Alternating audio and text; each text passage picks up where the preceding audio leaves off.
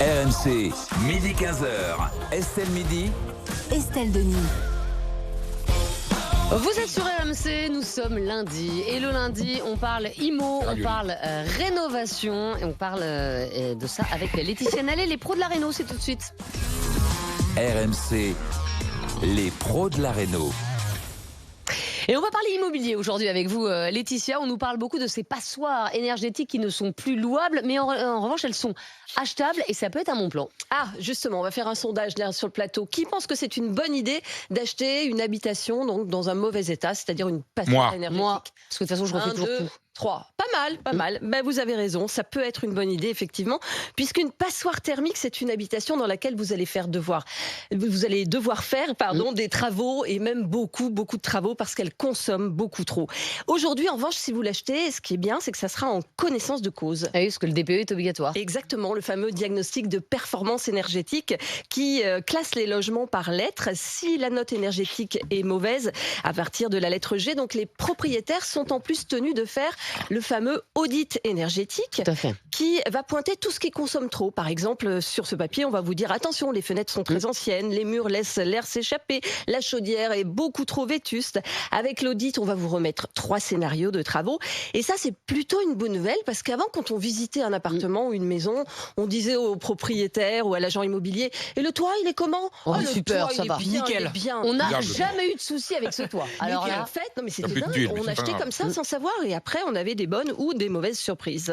Mais alors, s'il y a de nombreux travaux à effectuer, et on sait que les travaux ça coûte cher, est-ce que ça reste quand même une bonne idée d'acheter ? Oui, ça reste une bonne idée parce qu'un bien qui est mal classé énergétiquement, il va être moins cher et ça peut aller jusqu'à moins 17% par rapport au logement vert. Ensuite, pour faire baisser le prix des travaux, évidemment, il y a les aides. Ça dépend pour qui. Voilà, ça dépend pour qui. Et à l'arrivée, vous aurez quoi ? Vous aurez une maison à vos goûts, plus agréable à vivre et qui fera partie des biens valeur verte, c'est-à-dire le contraire d'une passoire thermique et des biens qui se vendront donc plus cher. Le mauvais côté, c'est que les travaux coûtent cher en ce moment. Exactement, il y a ça, il y a les travaux qui coûtent cher, il y a les aides aussi, c'est vrai, vous le disiez Estelle, qui sont compliquées à obtenir. C'est ça. On va demander à notre expert Arthur Bernago-Delio quels sont les travaux à prioriser pour une bonne rénovation énergétique. Bonjour Arthur.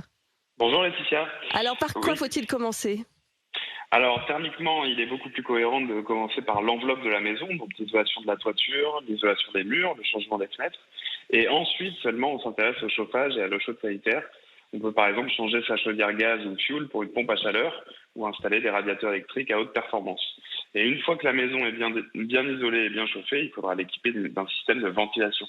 Et Arthur, une petite question. J'entends tout le temps qu'il est plus intéressant de faire une rénovation globale. C'est vrai ça ? Oui, c'est tout à fait vrai. Si on fait tout en même temps, c'est beaucoup mieux. Si les artisans travaillent ensemble et au même moment, on est beaucoup plus efficace. Oui. Un exemple, par exemple, si vous installez une pompe à chaleur dans une maison mal isolée, elle va avoir tendance à surconsommer. Si vous isolez ensuite, il faudra redimensionner la pompe à chaleur, donc c'est mieux de faire tout en même temps.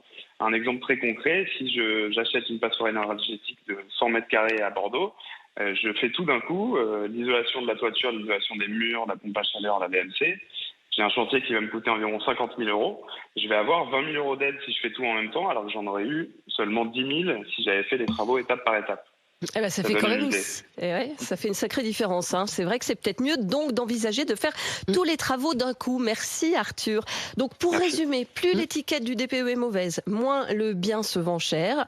Encore faut-il pouvoir emprunter le prix des travaux à réaliser. Et oui, c'est un vrai problème. Et faire aussi les nombreuses démarches pour bénéficier des aides qui sont pas les mêmes pour tout le monde. Et c'est pas si simple. Mais bon, à l'arrivée, vous aurez fait baisser vos futures factures tout en faisant aussi un geste pour la planète. Et ça, c'est pas mal. Merci beaucoup Laetitia Nallet, tous les lundis les pros de la réno dans Estelle Midi, et la semaine prochaine on parlera de